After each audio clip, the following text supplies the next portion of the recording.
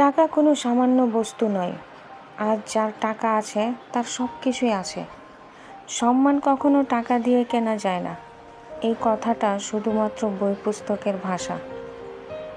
যদি জীবনের বাস্তবতা দেখি তাহলে দেখব মানুষ সম্মান করে ওই ব্যক্তিকে যে ব্যক্তির কাছে টাকা আছে। টাকা দিয়ে কখনো ভালোবাসা কেনা যায় না। এই কথাটা শুধু আবেগের কথা। যদি জীবনের বাস্তবতা দেখি তাহলে দেখব টাকার কাছে ভালোবাসা মুহূর্তের মধ্যে বিক্রি হয়ে যায় অথবা হার মেনে যায়।